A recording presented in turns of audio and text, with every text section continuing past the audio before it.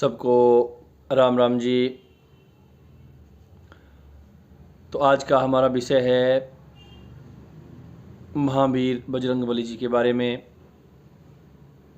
हर कोई इंसान जो है हनुमान चालीसा का पाठ करता है, लेकिन क्या कभी आपने सोचा कि हनुमान चालीसा को चालीसा ही क्यों कहा जाता है? 50 60 उसका क्यों नाम नहीं है?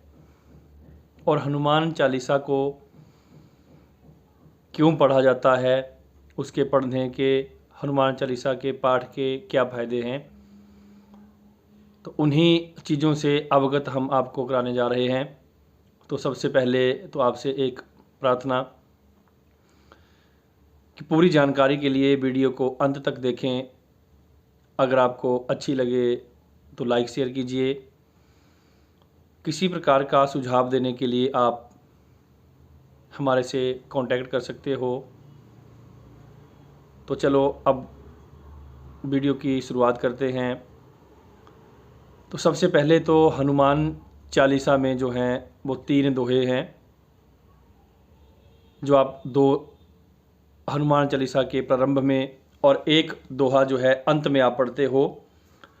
श्री गुरु चरण सरोज रज, निज मन मुकुर सुधार, बरनऊँ रघुबर बिमल जसु, जो दायक फलचार। कि श्री गुरु चरण सरोज रज बोलते कि गुरु के चरण जो हैं कमल की तरह पवित्र हैं, उनका हम पहले वंदन करते हैं। फिर उसके बाद बोला गया बुद्धिहीन तनु जानी के, सुमिरो पवन कुमार। बोलते मेरा तन जो है वो बुद्धि के हीन है, और बुद्धि की प्राप्ति के लिए ही हे भगवान वीर बजरंगबली मैं आपकी शरण में आया हूँ। बरनऊँ रघुबर बिमल जसु। बोलते रघुबर जी को प्राप्त करने का, प्रसन्न करने का सबसे सरल उपाय क्या है? हनुमान जी की भक्ति। और बल बुद्धि विद्या देहु मोही।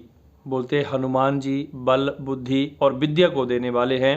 हरहूँ कलेश विकार, और हमारे शरीर से सभी प्रकार के क्लेशों, विकारों, दोषों को नाश करने वाले हैं। तो ये तो हो गए पहले प्रारंभ के दोहे। और आखिरी का दोहा जो है वो भी, उसका भी आपको अर्थ समझाने की हम एक कोशिश प्रयास करेंगे। जो आप अंत में जो दोहा पढ़ते हो, पवन तनय संकट हरण।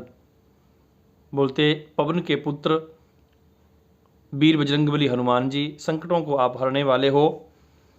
राम लखन सीता सहित, और हे प्रभु राम लक्ष्मण सीता जी के सहित हृदय बसहूँ सूरभूप, मेरे हृदय में आप निवास कीजिए, ऐसी भगवान से प्रार्थना की जाती है। तो ये तो हो गए 3 दोहे जो हनुमान चालीसा के बीच में आते हैं, उनका वर्णन। अब आपको बताना चाहेंगे कि हनुमान चालीसा को चालीसा ही क्यों कहा जाता है? क्योंकि 40 चौपाइयाँ इसके बीच में हैं, और ये जो 40 चौपाइयाँ हैं ये सारी चीज़ें मनुष्य के अंदर जो हैं वो विद्यमान हैं। तो आपको बताएंगे कि एक बार क्या हुआ, गोस्वामी तुलसीदास जी कहीं बैठे हुए थे। तो तुलसीदास जी के मन में क्या बात आई कि आज मैं अपने शरीर को देखूंगा कि मेरा शरीर किस चीज़ से बना है और किस काम के लिए भगवान ने हमें धरती के ऊपर भेजा है। तो गोस्वामी तुलसीदास जी ने अपने जब शरीर को देखा तो बोलते 10 द्वारे का पिंजरा तामे पंछी पौन। बोलते तुलसीदास जी को पता लगा कि मेरा शरीर जो है, मेरे शरीर के अंदर 10 द्वार हैं। अब वो 10 द्वार कौन कौन से हैं? तो सब ध्यान देंगे।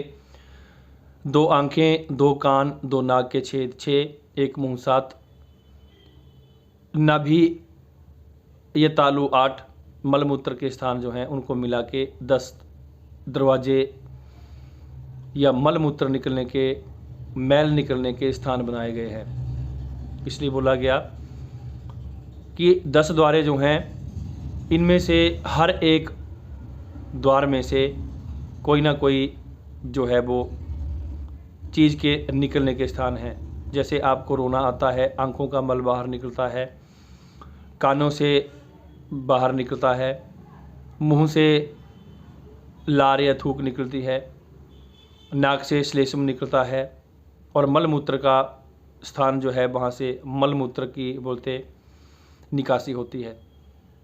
तो अब गोस्वामी तुलसीदास जी के मन में आया कि ये 10 द्वारे तो हैं, अब और कौन सी चीज़ें हमारे अंदर हैं। तो गोस्वामी तुलसीदास ने पाया कि हमारा शरीर जो है वो 5 तत्वों से बना है। वो 5 तत्व कौन से हैं? पृथ्वी, जल, अग्नि, वायु और आकाश। अब थोड़ा और गहराई से जब तुलसीदास जी ने देखा तो प्राप्त किया, पाया कि हर एक तत्व के 5-5 गुण हैं और बोलते 5 तत्वों के 5-5 गुण मिला के 25 गुण हो गए, 10 द्वारे का हमारा शरीर हो गया। बोलते 35 चीज़ें हमारे अंदर हो गई। अब फिर भगवान की कृपा से तुलसीदास जी ने अपने शरीर को देखा तो पाया कि हर एक इंसान को मन, चित्त, बुद्धि और अहंकार अपने किए हुए पिछले जन्म के प्रारब्ध कर्मों से मिलते हैं। कोई ऊंचे खानदान में पैदा होता है लेकिन दिमाग से जड़ होता है, कोई निर्धन परिवार में पल बढ़ के हाई स्टैंडर्ड का होता है। बोलते क्यों? ये हमारे पिछले जन्म के कर्म हैं। तो बोलते इन 4 तत्वों को मिला के, 4 गुणों को मिला के 39 चीज़ें हमारे अंदर हो गई। अब गोस्वामी तुलसीदास ने विचार किया कि इन 39 चीज़ों का हमारे जीवन के ऊपर प्रभाव क्या है, उनका काम क्या है। तो गोस्वामी तुलसीदास जी ने जब पाया तो बोलते जहाँ आत्मा है वहाँ परमात्मा का निवास माना गया है। हमारे अंदर आत्मा है, जितने भी संजीव चीज़ें हैं, चाहे वो कुत्ता है, चाहे वो हाथी, घोड़ा, कीट पतंगे, पेड़ पौधे, वनस्पति, जो भी है, जो जिंदा चीज़ें हैं उनके अंदर आत्मा है। और तुलसीदास जी बोलते हैं कि जहाँ आत्मा है वहीं परमात्मा का निवास माना गया है। और बोलते उन 39 चीज़ों का भगवान ने हमें देने का एकमात्र उद्देश्य क्या था कि हे जीव, तो अपने रास्ते से भटक चुका है, अब दुनिया में जाओ और उन 39 चीज़ें जो आपके अंदर दी गई हैं उन चीज़ों से प्रयास करो। 40वीं चीज़ जो सबसे मुख्य है परमात्मा, उस परमात्मा को प्राप्त करने के लिए भगवान, हम परमात्मा को बोलते हैं, बोलते भगवान का मतलब क्या होता है? भूमि, गगन, वायु, आग, इन सभी चीज़ों का अर्थात इनके अधिष्ठात्री देवता हैं। वो हमारे शरीर के रक्षक, पालक और संहारक भगवान हैं। इसलिए भगवान को हम गॉड बोलते हैं। G for generator, O for operator, D for destroyer. उत्पत्ति करने वाले ब्रह्मा, संहार करने वाले शंकर और पालन करने वाले भगवान विष्णु जी। तो गोस्वामी तुलसीदास जी ने जब ये पाया कि ये 40 चीज़ें जो हैं वो हमारे अंदर हैं, 39 चीज़ों का काम है भगवान को प्राप्त करना, इसलिए 40 चीज़ें जो हो गई, तो तुलसीदास जी ने सोचा कि अब अगर मैं हर एक इंसान को ऐसे समझाता जाऊं तो बोलते हर कोई कहेगा कि गोस्वामी तुलसीदास जी के मन में बोलते पता नहीं क्या बात आ गई, कहीं ये सनकी तो नहीं होगे, पागल तो नहीं होगे। इसलिए गोस्वामी तुलसीदास जी ने सरल साधन क्या ढूंढा? हनुमान चालीसा को बना दिया। आप गौर करें, गिनती करें, 40 चौपाइयाँ जो हैं हनुमान चालीसा के बीच में, एक एक चौपाई आपको सत्य की ओर ले जाती है। सबसे पहला लाइन जो आती है, जय हनुमान ज्ञान गुण सागर, मतलब हनुमान जो हैं वो ज्ञान और गुण के अथाह सागर हैं। जय कपीसते हूँ लोक उजागर, बोलते तीनों लोगों को उजागर, उजाला करने वाले भगवान हनुमान जी हैं। इतनी ताकत भगवान हनुमान जी के अंदर है। बोलते रामदूत हैं, अतुलित बलधामा, अमित पराक्रमी है, अंजनी पुत्र, अंजनी के पुत्र हैं, और पवन सुत नामा, पवन सुत जिनको हम नाम से पुकारते हैं। बोलते महावीर विक्रम बजरंगी, बोलते महावीर अर्थात बहुत बलशाली हैं, और बजरंगी जिनको हम पुकारते हैं नाम, कुमति निवार सुमति के संगी, बोलते अनिष्टों को दूर करके शुभ कर्म को देने वाले भगवान हनुमान जी हैं। कंचन वरण विराज सुबेसा, सोने की तरह, कंचन सोना की तरह जिनका शरीर है, कानन कुंडल कुंचित केसा, कानों में कुंडल और बड़े सुंदर जिनके बाल हैं, ऐसे भगवान हनुमान जी हैं। बोलते हाथ वज्र और ध्वजा विराजे, हाथों में वज्र और ध्वजा उनके विराजमान रहती है। कांधे मूंज जनेऊ साजे, कांधे के ऊपर मूंज और जनेऊ वो धारण करने वाले हैं, यज्ञोपवीत जिसको हम बोलते हैं। बोलते शंकर सुबन केसरी नंदन, केसरी के वो नंदन है और भगवान शंकर के ही तुल्य माने गए हैं। और तेज प्रताप महाजगबंदन, उनके अमित पराक्रम को सारा जग जो है वो बंधन करता है। विद्यावान गुणी अति चातुर, बोलते वो विद्या को देने वाले, विद्या के धनी हैं, गुणी हैं, चतुर हैं और भगवान रामचंद्र जी के काम को करने के लिए हमेशा तत्पर रहते हैं। बोलते ये तो सारी चीज़ें हो गई। बोलते उसके बाद हनुमान चालीसा की जो 40 वाक्य हैं उनमें से आपको मुख्य बताता हूँ। जब बोलते लंका विजय करने के बाद भगवान रामचंद्र जी अयोध्या आए तो सबकी प्रशंसा की। अब हनुमान जी के बारे में क्या बोल दिया गया, बोलते रघुपति कीनी बहुत बड़ाई, तुम मम प्रिय भरत ही सम भाई। बोलते हनुमान जी के बारे में क्या बोला गया, भगवान राघवेंद्र सरकार ने क्या कहा, राम जी ने क्या कहा कि हे हनुमान तुम मेरे उतने ही प्रिया हो जितने मेरा प्रिया मेरा भरत भाई है।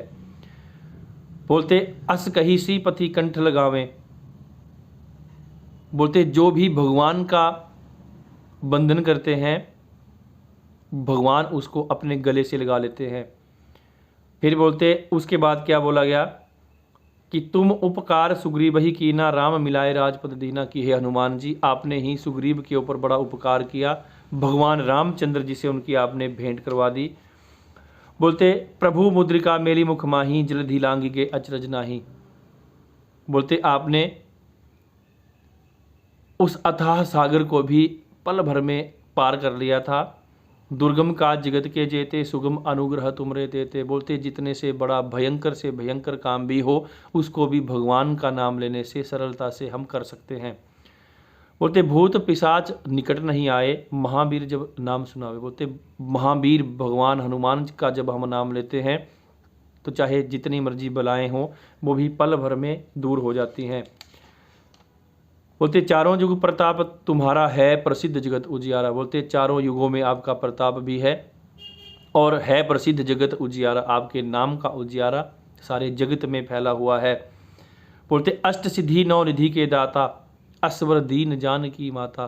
बोलते जानकी माँ भगवती सीता को आप अपनी माता मानते हो और 8 सिद्धियों को और 9 निधियों को देने वाले या उनके स्वामी हे भगवान हनुमान जी आप हो।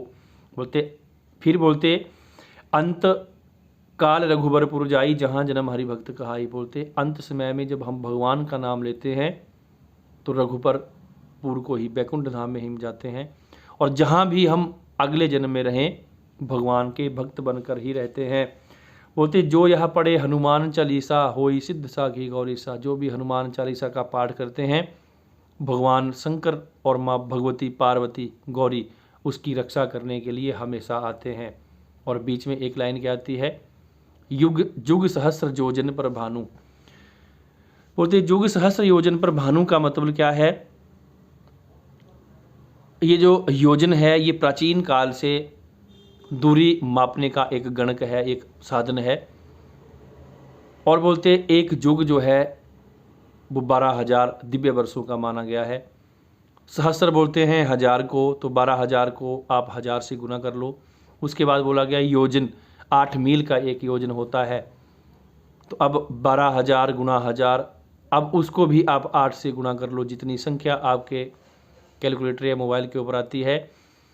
अब बोलते उसके आगे क्या हुआ, अब 8 मील के बीच में कितने किलोमीटर बनेंगे, तो बोलते 1600 मीटर का एक मील माना गया है। तो उसको बोलते 1600 से या 1.6 से गुना कर लो। जितनी भी संख्या आपके मोबाइल के ऊपर कैलकुलेटर के ऊपर आती है उतनी दूरी जो है, उतने किलोमीटर दूर जो है भगवान सूर्य पृथ्वी से हैं। ये तुलसीदास जी ने हनुमान चालीसा के माध्यम से हमें बताया है। बोलते आज हमारे वैज्ञानिक लोग सर्च कर रहे हैं, बता रहे हैं, लेकिन बोलते तुलसीदास जी ने कब बताया, जब हनुमान चालीसा लिखी। और अंत में हम क्या बोलते, तुलसीदास सदा हरि चेरा, कीजिए नाथ हृदय महाडेरा। बोलते तुलसीदास का नाम लेके आगे क्या बोला गया, सदा हरि चेरा, कि हे भगवान तुलसीदास जी आपके सदा भक्त हैं, आप उनके हृदय में निवास कीजिए। और यही हम गलती करते थे। बोलते वहाँ करना क्या चाहिए, तुलसीदास की जगह अपना नाम लेना चाहिए हनुमान चालीसा को बोलने के बाद, कि हे भगवान जो भी आपका नाम है, बोलते जो भी आपका नाम है, अजय कुमार सदा हरि चेरा, अरुण कुमार सदा हरि चेरा, कीजिए नाथ हृदय भांडेरा, कि हे भगवान मैंने ये हनुमान चालीसा का पाठ किया, इसलिए मैं आपका भक्त हूँ और हमेशा आपका भक्त रहूँगा, इसलिए आप कृपा करिए और मेरे हृदय के बीच में निवास करिए। तो इस प्रकार जब हम हनुमान चालीसा का पाठ करते हैं तो हमें भगवान की कृपा से सब काम के बीच में जो भी हमारी मनोकामना हो उसके बीच में हमारी सफलता होती है, हमारी मनोकामनाओं की पूर्ति होती है। भगवान वीर बजरंगबली का हमें आशीर्वाद मिलता है। और हनुमान का अर्थ क्या है, हनु कहते हैं हनन करने को और मान कहते हैं अभिमान को। बोलते जिनके मन में कभी अहंकार नाम की कोई चीज़ नहीं थी या कोई चीज़ नहीं है, उनको हम हनुमान कहते हैं। और दूसरा अर्थ हनुमान जी का क्या है, हनुमान बोलते हैं ठोडी को और मान बोलते हैं प्रहार को। बोलते जब लील्यो ताही मधुर फल जानी, हनुमान जी ने बोलते सूर्य भगवान को अपने मुख में डाल लिया था, तो बोलते इंद्र देवराज इंद्र को क्रोध आ गया। बोलते उन्होंने अपने वज्र का प्रहार हनुमान जी की ठुड्डी के ऊपर कर दिया, जिससे उनकी ठुड्डी जो थी वो फूल गई। इसलिए हनु बोलते हैं ठुड्डी को, मान बोलते हैं प्रहार को, कि बोलते जिनकी ठुड्डी के ऊपर वज्र का प्रहार किया गया उनको ही हम हनुमान के नाम से जानते हैं।